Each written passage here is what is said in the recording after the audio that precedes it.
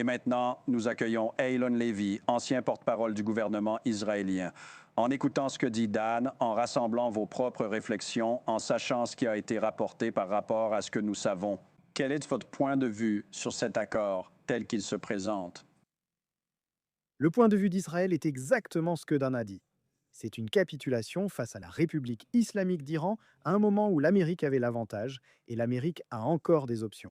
Nous allons voir l'Iran être inondé de pétrodollars avant même de démanteler une seule centrifugeuse. Cet argent va être injecté dans les missiles balistiques de l'Iran, dans ses milices supplétives, dans les forces de répression, et l'Iran sera plus dangereux que jamais. Des inquiétudes existent dans la communauté du renseignement israélienne. Le régime iranien n'a absolument aucune intention d'arrêter le programme nucléaire, ou même de parvenir à un accord final après 60 jours. Je crois qu'il a été rapporté que la CIA soupçonne également que l'Iran n'est pas sérieux quant à la fin de son programme nucléaire. Et en fait, nous n'avons rien entendu non plus des secrétaires Rubio ou Exet, ce qui en dit long, je pense, sur les inquiétudes au sein de l'administration, selon lesquelles l'Amérique avait toutes les cartes en main et qu'elle est en train de les jeter.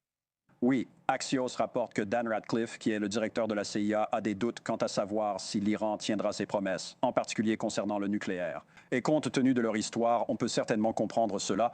Qu'en est-il de Benjamin Netanyahou dans tout cela? De nombreux rapports affirment que Trump aurait insulté Netanyahou au téléphone alors que des élections sont prévues plus tard dans l'année.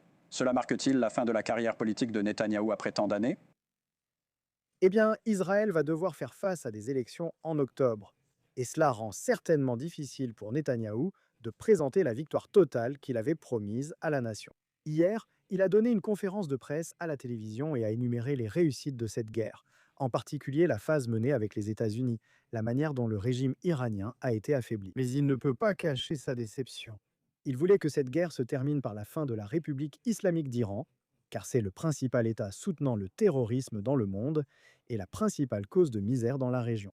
Et un accord qui va jeter une bouée de sauvetage au régime islamique, qui va lui offrir une manne financière qui lui permettra de ressusciter son arc de feu au Moyen-Orient. Rendront certainement difficile pour Netanyahou de présenter ses réalisations très impressionnantes dans cette guerre comme ayant apporté une contribution durable à la sécurité d'Israël. Pensez-vous qu'il soutient l'accord, cependant, quel que soit l'accord que Trump accepte, même après 60 jours, ou peut-être pas?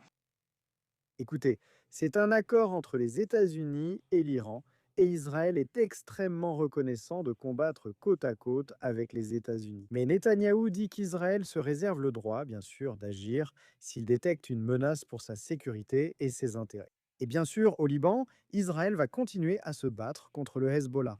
Il ne va pas laisser son peuple être des cibles faciles pour les tirs de roquettes et de drones du Hezbollah. Et je ne pense pas que les États-Unis s'attendent à ce qu'Israël laisse le Hezbollah s'en sortir sans conséquence non plus. D'accord, très bien. Ilan, merci comme toujours. Eylon Levy, là, avec le point de vue depuis Israël.